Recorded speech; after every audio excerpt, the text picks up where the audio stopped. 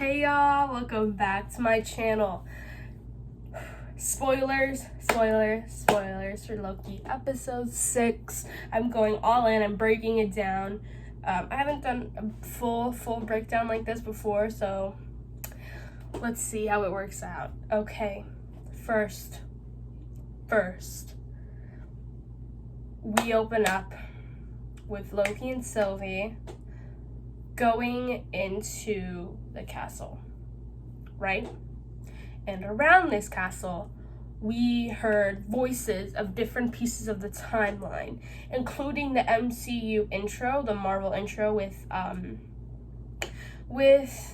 the original music replaced by moments in the timeline from past MCU movies. Now this is insane, right? Because this has never happened before, and just recently they have been changing the MCU title or the Marvel Studios title to become colors of the certain character or like a certain character. Like purple was for Agatha, and then we had the Wakandan Chadwick Boseman, R.I.P. We had his, and now we have this Loki one that is green and gold, like Loki. But instead of the music, we have now pieces of the different timelines all together in the intro, which is the first. This has never happened before.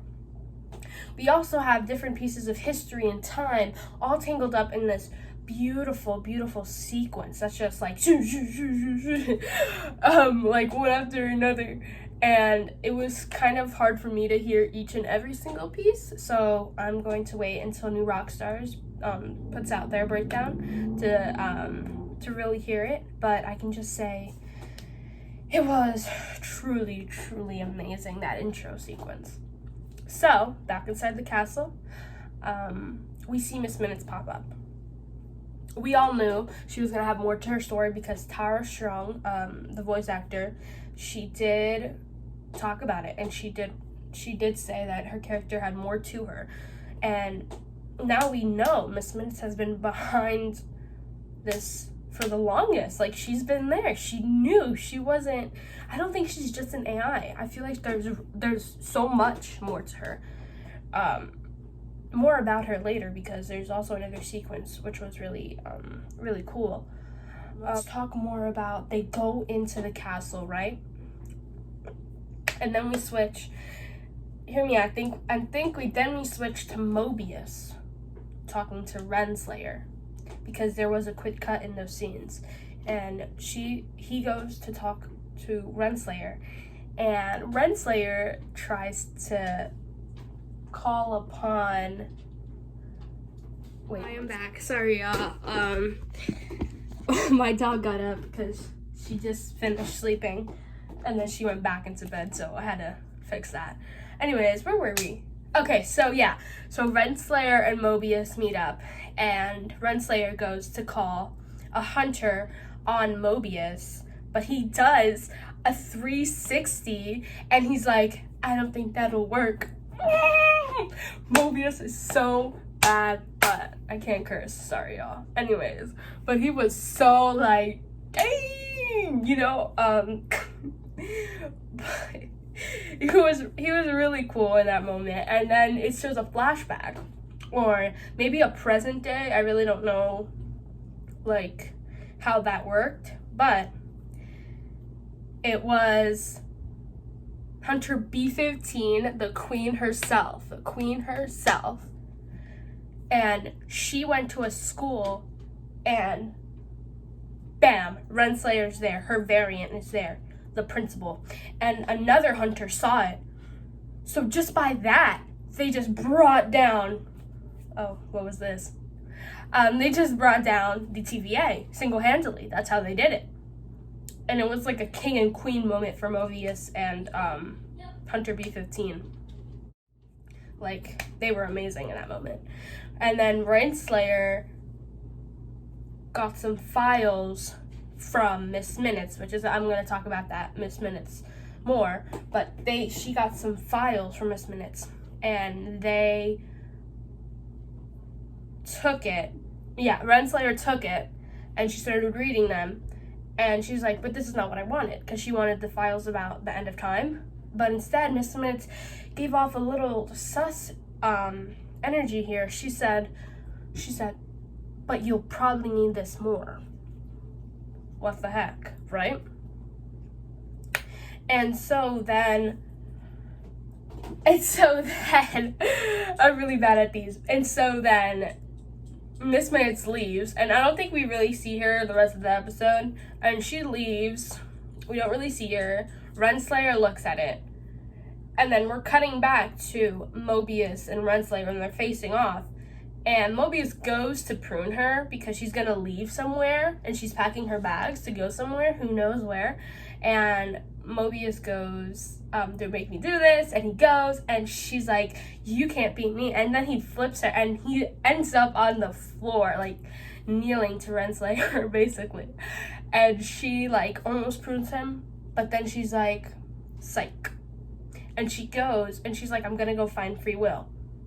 I bet we're gonna see more of that in season 2. How much you want to bet?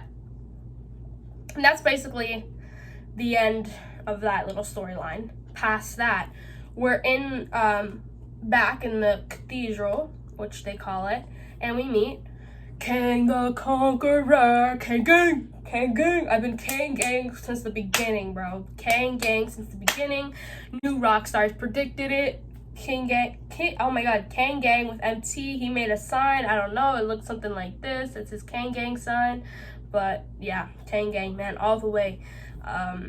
New rock stars predicted it, and I'm a huge fan of new rock stars, so it was awesome seeing this reveal. I like this Kang. He's manipulative and horrible, but he's probably gonna be the best Kang out of all the Kangs we get. Anyways, so he reveals his evil plan, blah blah blah, and then Sylvie's hatred takes her over. And her and Loki start fighting, and then bang, the kiss, baby, the kiss. Everything we've been hoping for since episode 2. It was amazing. I felt sparks. I felt amazing. Everybody's like, ooh, the kiss. And I'm just like, dude, nobody is more perfect for Loki than Sylvie, because Loki could never love anybody but himself. And Sylvie is himself. So that made sense to me. Sorry, I had to check if my fish were dead. Anyways, but that made sense to me, and I love it. I love the ship. I love everything. And then Sylvie kicks Loki into a TVA, and she ends Kang. But since she ends Kang, bam, multiverse of madness. Bam, bam, bam, bam, bam. Spider-Man, No Way Home. Bam. WandaVision. No, not WandaVision. Doctor Strange and the Multiverse of Madness. Bam. Everything set out for the future of the MCU right here on this moment. Insane. Incredible. Amazing. It was like, bam, right there and then. And Sylvie's just sitting, she's crying, she's like, dang, I messed up because I'm in my feelings, and everybody knew that. And then we cut back to Loki, who's crying, which breaks my heart because I'm in love with him. But he's crying, and he goes to see Mobius, and he looks so happy until Mobius goes, I don't know who you are. Yikes. And then mid-credit scene, end credit scene, whatever you want to call it, bam, season 2. Which we obviously already know because they confirmed it a while back, but this was crazy. A crazy week for the MCU because Deadpool and Korg were in a little thing together, which means Deadpool's officially coming. He's coming to the MCU. And I love me some Ryan Reynolds. Whew. I can't wait. That, and we have our Emmy nominees. They knocked it out of the park this week, Marvel. We had 23 nominees for WandaVision, and then a couple for Falcon and the Winter Soldier. I mean, honestly, it has been a whole packed week for Marvel. And we also have our What If trailer now out. All that's left is the No Way Home trailer. Please drop it. Like, what are you waiting for? Which also, No Way Home is coming out on my birthday, so yay me. But it has been a great week for Marvel, through and through. This episode, 10 out of 10, phenomenal. Truly amazing. I can't wait for season 2.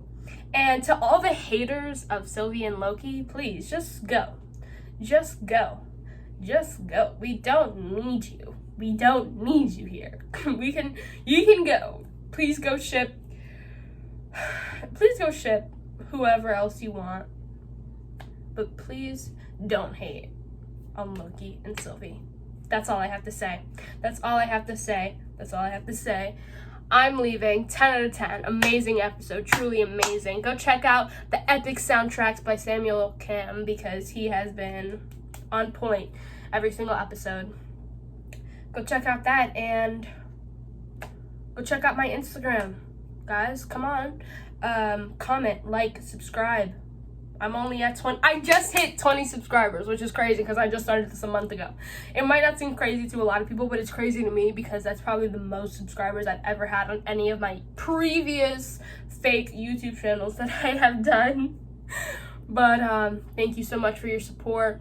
I love you guys. Peace.